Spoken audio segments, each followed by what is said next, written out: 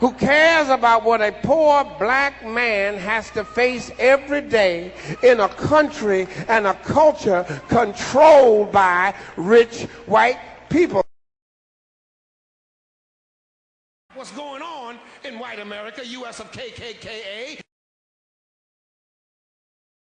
Black men turning on black men. That is fighting the wrong enemy. You both are the primary targets in an oppressive society that sees both of you as a dangerous threat.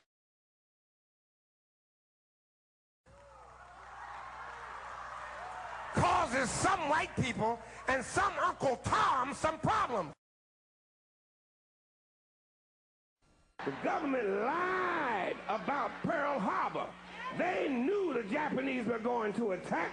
Governments lied. The government lied about the Tuskegee experiment. They purposely infected African American men with syphilis. The government lied. The government lied about inventing the HIV virus as a means of genocide against people of color. Governments lied.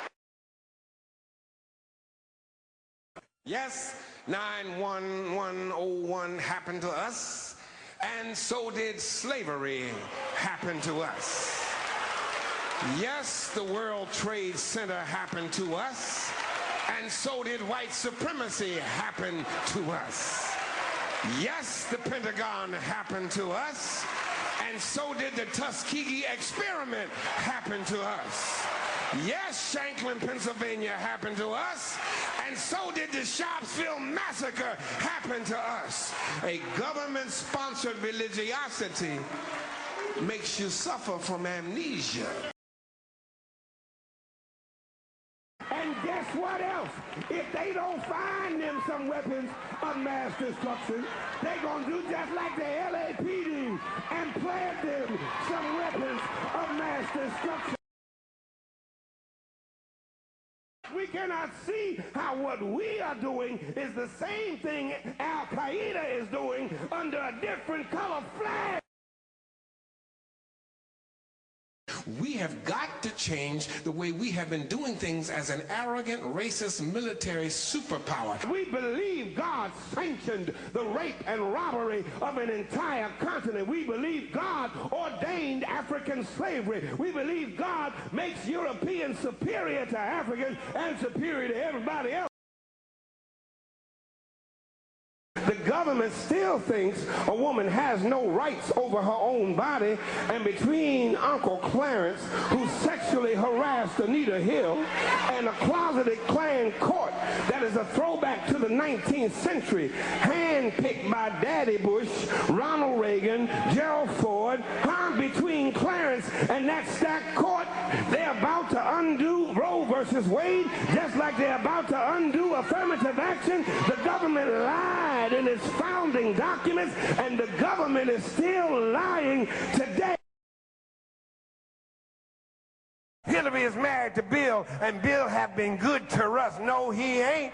Bill did us just like he did Monica Lewinsky. He was riding dirty, but he fixed it so some of y'all are now riding pretty. Money talks and BS walks.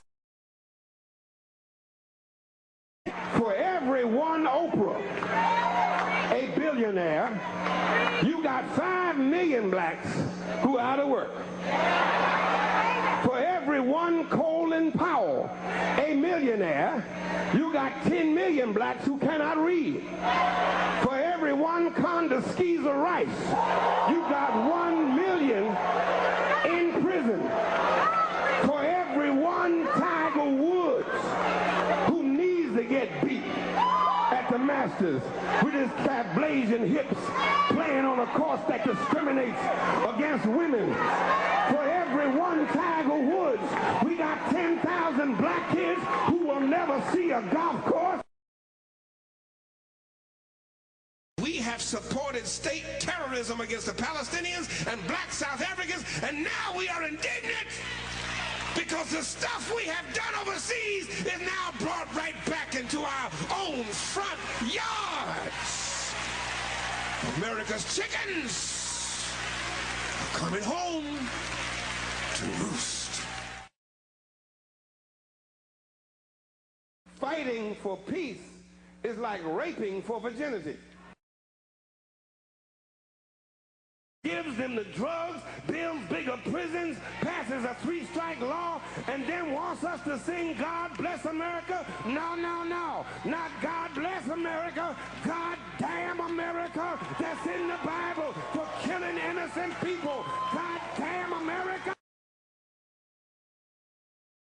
We bombed Hiroshima, we bombed Nagasaki, and we nuked far more than the thousands in New York and the Pentagon, and we never batted an eye.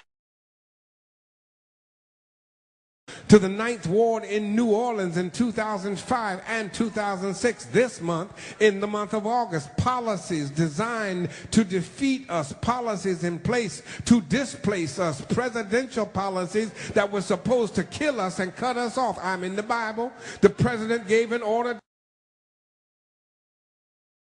Who cares about what a poor black man has to face every day in a country and a culture controlled by rich white people? Somebody missed that. You got nervous because we got some white members here. I am still in Bible country. I am still in the text. Jesus was a poor black man who lived in a country and who lived in a culture that was controlled by rich white people. The Romans were rich. The Romans were Italians, which means they were European, which means they were white. And the Romans ran everything in Jesus' country. It just came to me within the past few weeks, y'all, why so many folk are hating on Barack Obama.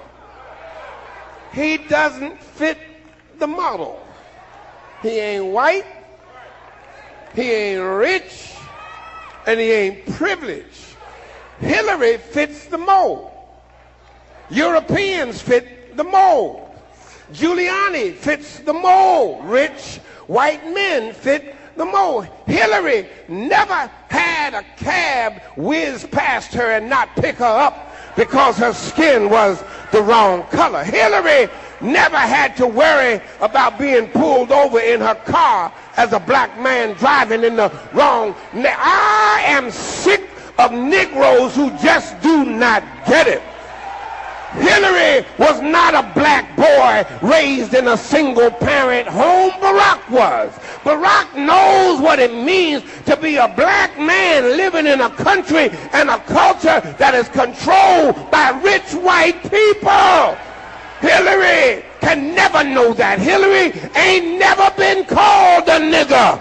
Hillary has never had her people defined as non-persons. Hillary ain't had to work twice as hard just to get accepted by the rich white folk who run everything, or to get a passing grade when you know you are smarter than that C student sitting in the White House. Oh, I am so glad that I got a God who knows what it is to be a poor black man in a country and a culture that is controlled by and run by rich white people. He taught me, Jesus did, how to love my enemies. Jesus taught me how to love the hell out of my enemies and not be reduced to their level of hatred, bigotry, and small-mindedness. Hillary ain't never had her own people say she wasn't white enough. Jesus had his own people siding with the enemy. That's why I love Jesus, y'all. He never let their hatred dampen his hope. That's just the tip of the iceberg. Fox has obtained hours of tapes with many more controversial comments. This is a scandal. This could be a cancer on the Obama candidacy, because after all, he's presented himself as a man who will unite America. That's his appeal. He's presented himself and has, in his words and action, been a post-racial candidate. And here he is with this raving bigot as his pastor, as we now see. And he's explained it away in the past. He says, well, everybody has a crazy uncle. Well, you don't choose your uncle, you choose your pastor. You don't choose your family, you choose your church.